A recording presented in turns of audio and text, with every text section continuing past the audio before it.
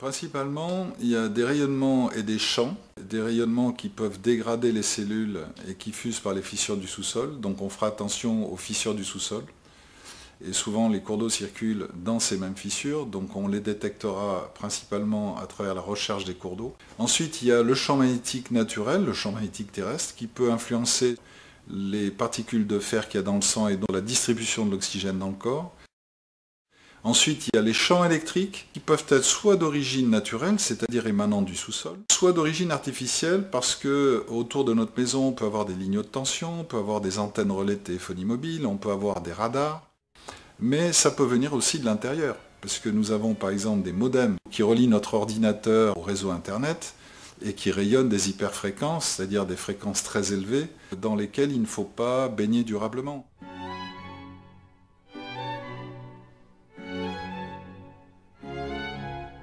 Ce qu'il faut comprendre, c'est que la Terre a un champ électrique, et ce champ électrique génère le champ magnétique terrestre, qui se termine par le bouclier magnétique. Dans ces champs électriques et magnétiques terrestres, dus principalement à l'effet dynamo, c'est-à-dire la friction du noyau externe sur le noyau interne au centre de la Terre, dans ces champs électriques et magnétiques, il y a des composantes, des réseaux, qui ressemblent un petit peu à des murs plus ou moins verticaux, plus ou moins déformés, qui sont soit de nature électrique, soit de nature magnétique. Il existe plusieurs réseaux qui s'enchevêtrent les uns dans les autres et qui sont invisibles à l'œil, comme les rayonnements X qui vous traversent dans un cabinet de radiologie sans que vous en ayez conscience. Donc ces réseaux invisibles ont une réalité physique qui est d'ailleurs détectable, on peut le voir à travers l'antenne de l'échelle.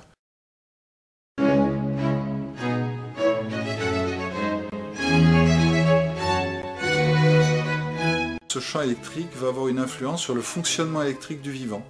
Le champ magnétique et notamment les croisements de ces murs magnétiques va avoir une influence sur le fonctionnement de nos champs magnétiques et la circulation du fer de notre sang par exemple, qui va plus ou moins bien amener l'oxygène aux cellules.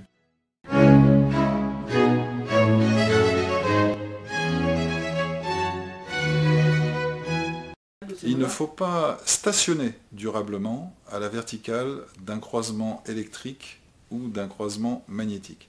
Si votre lit se trouve à la verticale d'un de ces croisements, la même partie du corps va être affectée par des perturbations électriques ou des perturbations magnétiques qui vont influencer notre métabolisme. Nous avons un système de défense immunitaire qui est extraordinaire. Encore faut-il qu'à l'endroit où nous séjournons le tiers de notre vie dans notre lit, nous soyons dans une zone de calme et que nous ne soyons pas perturbés de manière répétée, toujours au même endroit du corps.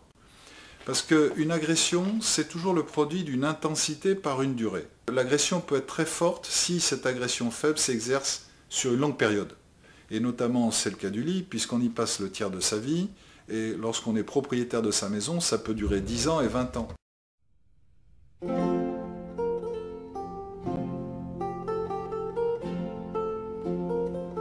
Protocole d'une expertise géologique.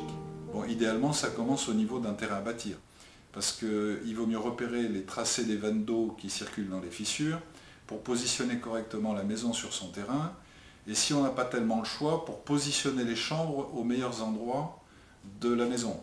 Si on n'a pas pu faire une expertise géologique du terrain à bâtir, il est évidemment important de faire l'analyse de la maison.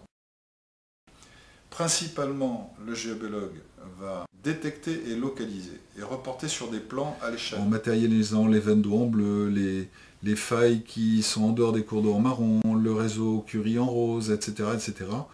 De façon à voir à quoi chaque zone est exposée et à les distinguer des zones neutres qui, elles, sont bénéfiques pour la vie, pour la santé en général. Le plus important, c'est de trouver ce qu'on appelle une zone neutre, c'est-à-dire une zone où le corps n'est pas agressé, ni par un rayonnement ionisant, ni par un croisement du champ magnétique terrestre qu'on appelle nœud Curie, ni par un croisement du champ électrique terrestre qu'on appelle nœud Hartmann, c'est-à-dire une zone où toutes les cellules vont pouvoir fonctionner librement et où le corps va pouvoir se restaurer, se régénérer, pendant les 8 heures de nuit qui sont d'ailleurs faits pour ça.